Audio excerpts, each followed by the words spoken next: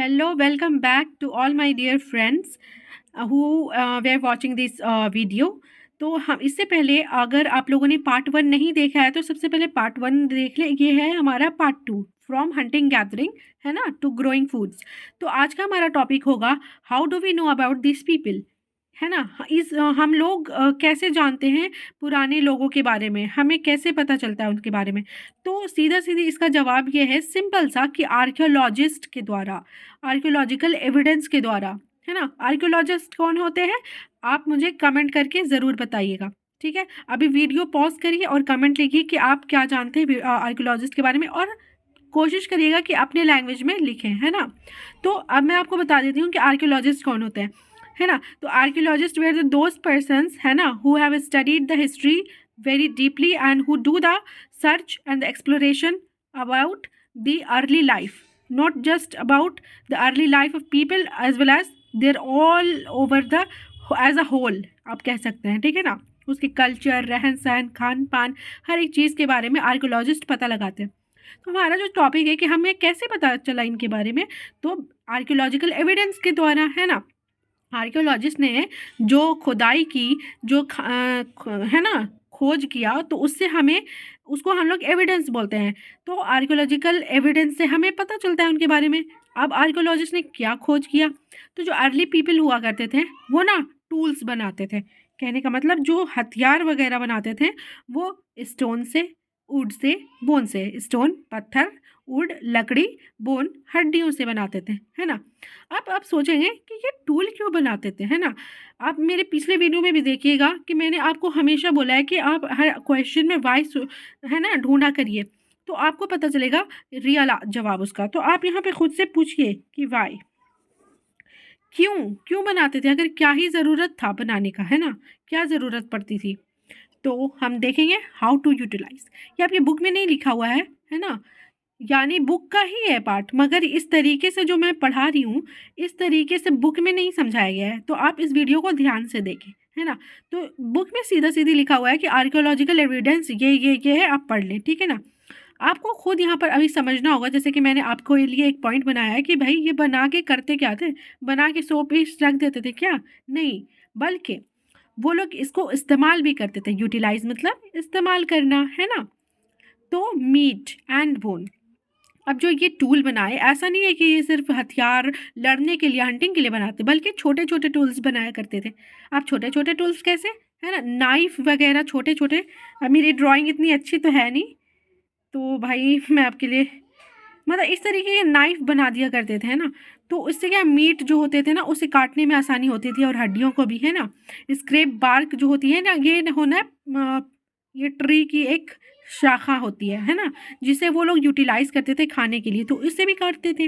अब animal skin, animal skin को काटने में, और उसका ना हाइट्स जैसे कहते हैं एनिमल स्किन को। अब आपको मैं एक इंटरेस्टिंग बात बताती हूँ, ठीक है। एनिमल स्किन का पता है वो लोग क्या करते थे ठंड के दिनों में ना, ठंड से बचने के लिए वो लोग एनिमल स्किन का यूज़ करते थे एज अ क्लोथ। जी हाँ, बिल्कुल आपने सही कहा, एज ए क्लोथ वो लोग यूज़ करते थे, इसे पहनते थे और अपना ठंड ठंड से हिफाजत करते थे, ठीक है। अब भाई किस कैसे यूटिलाइज करते थे, चॉप फ्रूट्स एंड रूट्स।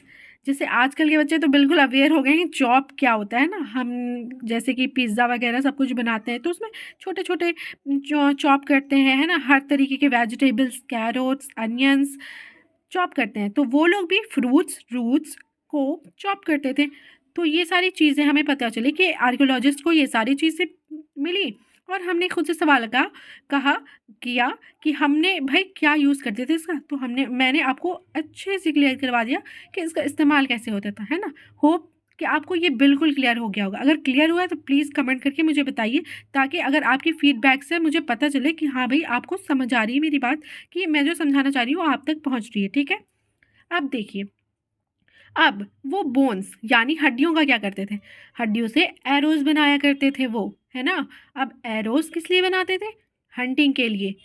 जैसे कि मान लीजिए जानवर थोड़ा थोड़ा क्या, मान लीजिए लगभग ज़्यादा दूर ही है, और हम एक इंसान कहीं पर खड़ा है, लेट सपोज यहाँ पे एक इंसान खड़ा है अर्ली लाइफ में, है ना, और यहाँ पर एक कोई जानवर है,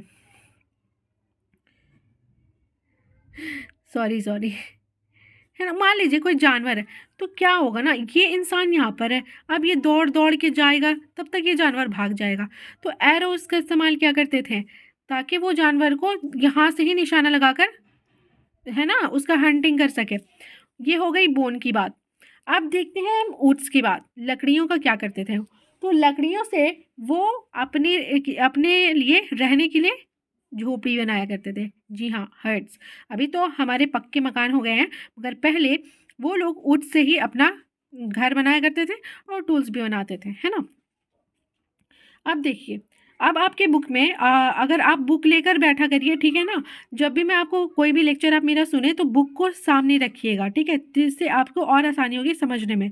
तो ये देखिए, आपकी बुक में ये जो एक दिया होगा ना कि रेड ट्रायंगल, है ना, एक मैप बनी होगी, उस मैप को आप गौर से देखें। वो जो रेड रेड डॉट जो बनी हुई है, वो सब एविडेंसेस हैं, वो सब एविडेंस प्लेस है, जहाँ से आर्कियोलॉजिस्ट को बहुत सारी एविडेंसेस मिली हैं। तो वो सब प्लेस को आप हाईलाइट करें, है ना, देखें, घेरा लगाएं, सर्कल करें उसको, और समझिए कि किन किन जगहों पर पाया गया है।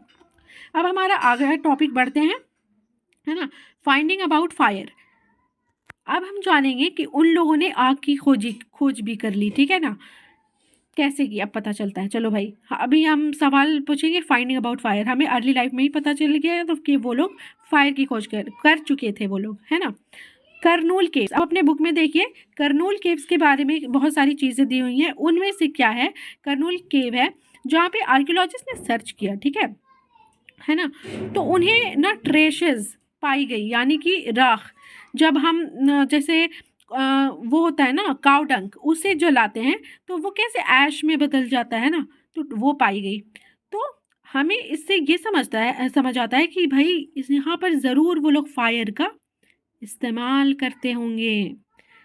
अब भाई कोई चीज़ जली है तभी तो उसकी राख बनी है ना, तो एशेस पाई गई, तो इससे ये अनुमान लगाया गया, है ना। तो होप आपको ये सारी चीज़ें समझ आई हो, और अगर कोई भी प्रॉब्लम हो कि कोई समझ चीज़ नहीं आ रही हो, तो प्लीज़ कमेंट करें, और मैं आपको फिर से ट्राई करूँगी, फिर से बताऊँगी कि इसे ऐसे पढ़ना है, इसे ऐसे समझना है।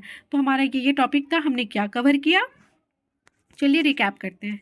एक बार सांस ले लीजिए, ठीक है, वीडियो को पॉज करिए और मनन करिए खुद के अपने मन में कि आपने क्या क्या पढ़ा। उसके बाद आप मेरा वीडियो ऑन करके देख लीजिए, फिर तो मैं बताऊंगी अभी फीडबैक की पूरा, यानी ओवरऑल कि हमने पढ़ा क्या, एज अ छोटा समरी बताऊंगी। सॉरी। तो how do we know about this, हमने पता लगा कि हमें अर्ली पीपल के बारे में, उनके जीवन के बारे में कैसे पता चलता है, आर्कियोलॉजिकल एविडेंस के द्वारा, ठीक है ना। उसके बाद हमने देखा बोन्स के बारे में, ऊट्स के बारे में, कैसे कैसे करते इससे क्या करते थे, कैसे यूटिलाइज करते थे। फायर के बारे में भी वो खोज कर चुके थे, है ना। ये सारी चीज़ें हमने देखी। और wait for the part third. अगले वीडियोस में हम फिर कवर करेंगे दूसरा चैप्टर। अगर आपको ये पसंद आया तो अपनी फ्रेंड के साथ, क्लासमेट के साथ ज़रूर शेयर करें, ताकि उन्हें भी सारे टॉपिक्स अच्छे से क्लियर हो और आप सभी मिलकर अच्छे से गुड एग्जाम में नंबर ला पाएँ। Thank you.